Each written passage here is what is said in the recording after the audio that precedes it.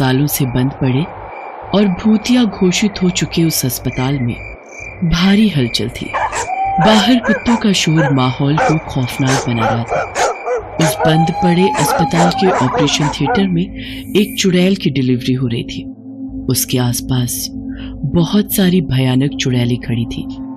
Operation theatre के bed के नीचे भी कुछ चुड़ैलें बैठी थी और वे चुड़ैलें जलती हुई आग के सामने कोई मंत्र बुदबुदा रही थी। जिस चुड़ैल की डिलीवरी होने वाली होती थी उसकी आंखें अंगारे की तरह लाल थी।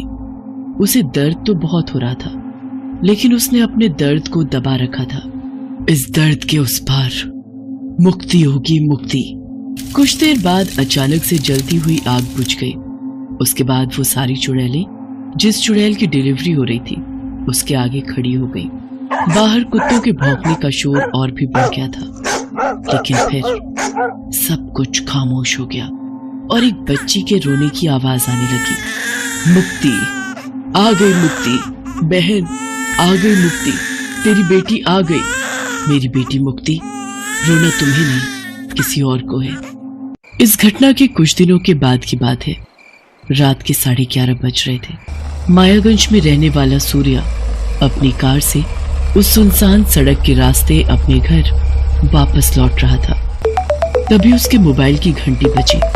फोन की स्क्रीन पर अननोन कॉलिंग लिखा आ रहा था। हेलो हेलो, अरे कौन है भाई, कुछ तो बोलो। सूर्या ने काफी देर तक हेलो हेलो किया, लेकिन दूसरी ओर से कोई जवाब नहीं मिला। गुस्से में उसने फोन काट दिया। अरे अजीब पागल लोग हैं? अरे बात नहीं करनी तो फोन क्यों करते हैं? तभी अचानक फिर से उसके फोन की घंटी बजने लगी। इस बार भी स्क्रीन पर अननोन कॉलिंग की लिखा आ रहा था। उसने फोन नहीं उठाया, लेकिन लगातार 3 बार जब फोन आया तो उसने गुस्से में फोन उठा लिया और चिल्लाते हुए बोला, हेलो। इस बार किसी छोटी बच्ची के हंसने की आवाज फोन पर आती है और फिर एक औरत की खौफनाक आवाज उसके कानों से टकराती है। सूर्या, इस धरती पर तेरे दिन पूरे हो गए। तुझे तड़पा तड़पा कर मारने वाली ने जन्म ले लिया है। कौन बोल रहा है? ये क्या मजाक है भाई? क्या मजाक है? मजाक नहीं, मौत। तुझे तड़पा तड़पा कर मारा जाएगा। तू बचेगा नहीं, वो जन्म ले चुकी है। सूर्या उस औरत की आवाज से इतना डर गया कि उसे पता ही नहीं चला कि उसने रेड लाइट जंप कर दी है और उसकी कार की किसी दूसरे की कार से जोरदार टक्कर हो गई। उस कार को एक लेडी चला रही थी और वो पूरी तरह से घायल हो गई थी। उसके चेहरे से खून निकल रहा था और वो सड़क पर गिरी हुई तड़प रही थी। उसका चेहरा काफी भयानक लग रहा था। अगर मैं यहाँ रुका तो खामखा फंस जाऊंगा। मुझे यहाँ से भाग जाना चाहिए। रात काफी हो गई थी, इसलिए सड़क लगभग सुनसान हो गई थी। सूर्या ने कार पीछे घुमाई और फिर तेज रफ्तार में वहां से निकल गया। लेकिन तभी उसे एहसास हुआ कि उसकी कार की पिछली सीट पर कोई बैठा हुआ है। उसने गाड़ी के शीशे में जो देखा उसे देखकर उसकी चीख निकल गई। अरे ये तो वही औरत है जिसका एक्सीडेंट मेरी गाड़ी से हो गया था। ये यहाँ कैसे आई? तुझे तड़पा तड़पा कर मारने वाली जन्म ले चुकी है। तू बचेगा नहीं। ये कहकर वो औरत वहां से गायब हो गई। ये देखकर सूर्या के दिल की धड़कनें जोर जोर से धड़कने लगी। कौन थी वो औरत? और उसने भी सेम वही बात कही जो मुझे फोन पर किसी औरत ने कही थी। क्या हो सकता है? क्या हो सकता है इन दोनों बातों का कनेक्शन? सूर्या अपने अपार्टमेंट पहुंच गया था, लेकिन रास्ते में हुई घटना अब भी उसकी आंखों के आगे घूम रही थी। वो लिफ्ट में गया और अपने फ्लोर का नंबर 8 दबाया। लिफ्ट धीरे धीरे ऊपर जा रही थी। तभी लिफ्ट की दीवारों से खून निकलने लगा और उस खून से लिफ्ट की दीवारों पर कुछ लिखा जाने लगा। अरे ये क्या हो रहा है? लिफ्ट के अंदर खून कहां से आ गया? और ये क्या लिखा है? और ये क्या लिखा हुआ है इन दीवारों पर? जब सूर्या ने लिफ्ट की दीवारों पर लिखा हुआ पढ़ा तो उसका दम फूलने लगा। उसके हाथ पैर कांपने लगे। लिफ्ट की दीवार पर लिखा था, सूर्या, इस धरती पर तेरे दिन पूरे हो गए हैं। तुझे तड़पा तड़पा कर मारने वाली ने जन्म ले लिया है। ये क्या हो रहा है मेरे साथ? ये बार बार एक ही बात क्यों दोहराई जा रही है? मैं पागल हो जाऊंगा, मैं पागल हो जाऊंगा। सूर्या लिफ्ट से निकलकर सीढ़ियों से भागता हुआ अपने घर पहुंचा और जोर जोर से दरवाजा खटखटाने लगा। दरवाजा उसकी माँ ने खोला। माँ माँ माँ, मुझे कोई मारना चाहता है, उसका जन्म हो गया है माँ।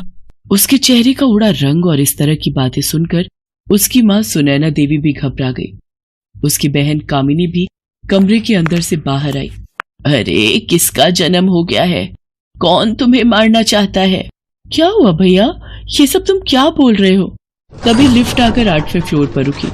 सूर्या अपनी माँ का हाथ पकड़े लिफ्ट के पास खींच कर ले गया। उसकी बहन कामिनी भी पीछे पीछे आई। माँ, अभी अभी लिफ्ट की इस दीवार पर खून से वो बात लिखी हुई थी कि मुझे मारने वाले ने जन्म ले लिया है। पर यहाँ तो कुछ भी नहीं लिखा है भैया। कुछ भी नहीं लिखा है? पर अभी तो था। कहाँ गया वो लिखा हुआ?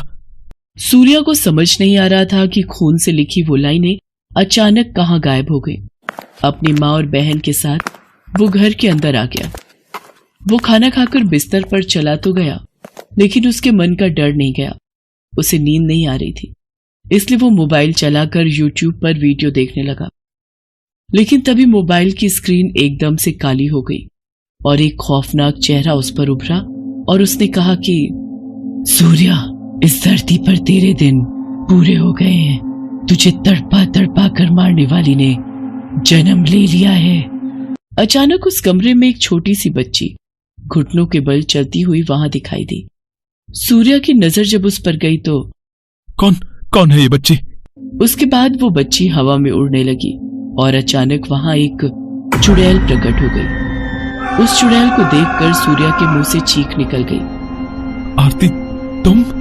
उसके बाद वो चुड़ैल जोर जोर से हंसने लगी और उसने कहा, सूर्या, तुझे मारने वाली जन्म ले चुकी है। वो तुझे तड़पा तड़पा कर मारेगी। उसके बाद वो छोटी सी बच्ची सूर्या के गले पर चढ़ गई और उसकी गर्दन में अपने दांत गड़ा दिए। सूर्या दर्द के मारे चिल्ला उठा। उसकी चीख की आवाज सुनकर कामिनी और सुनैना भागते हुए उसके कमरे में आए और कमरे का नजारा देखकर उनकी भी चीख निकल गई। तुम दोनों भी आ गए। इसके बाद तुम दोनों की मौत भी लिखी है। तुम दोनों को मारने वाली भी पैदा हो चुकी है। उस चुड़ैल को देखकर कामिनी और सुनैना भी चौंक गए। आरती तुम? इस बीच उस चुड़ैल बच्ची ने सूर्या को मार डाला और उसके बाद वो कामिनी की गर्दन पर चढ़ गई। तुम सबको मार दूंगी, तुम सबको मैं मार दूंगी, सबको, जिस तरह से तुमने मेरी निर्दोष माँ को मारा था।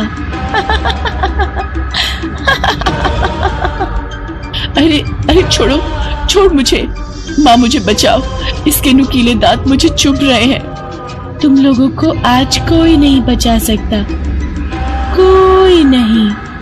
अरे तुम लोगों ने मेरी माँ को करंट लगाकर इसलिए मार दिया क्योंकि वो मुझे यानी एक लड़की को जन्म देने वाली थी। मेरी माँ के लाख मना करने के बाद भी तुम लोगों ने उसका टेस्ट करवाया और जब पता लगा कि मैं कोख में हूँ तो साजिश के तहत मेरी माँ को मार डाला और उसकी हत्या को दुर्घटना साबित कर दिया। अरे तुम जैसे राक्षसों को जीने का कोई हक नहीं, कोई हक नहीं। चुड़ैल की बेटी कामिनी के गले में दांत गड़ाकर उसे भी मार देती है। सुनैना देवी ने ये देखा तो वो हाथ जोड़कर उस बच्ची से माफी मांगने लगी। अरे मुझसे गलती हो गई, माफ कर दो मुझे। तुम्हें माफ कर दूं? अरे तुम लोग समाज में इंसान की तरह रहते तो हो, लेकिन सच कहूं तुम लोग इंसान हो ही नहीं। तुम लोग वो राक्षस हो जिन्होंने इंसान के वेश में जन्म लिया है। उसके बाद चुड़ैल और उसकी बेटी सुनैना देवी के बाल पकड़कर उसी भूतिया अस्पताल में ले जाती हैं, जहां उस बच्ची का जन्म हुआ था। उसके बाद वो सुनैना देवी को वहां चुड़ैलों के झुंड के पास छोड़ देती है। सारी चुड़ैलें सुनैना की बोटी बोटी नोचकर उसे जान से मार देती हैं। हेलो दोस्तों, कैसे हैं आप सब? हमारी कहानियां देखने के लिए हमारे चैनल को सब्सक्राइब कीजिए और हाँ, बेल आइकॉन पर क्लिक करना मत भूलिएगा।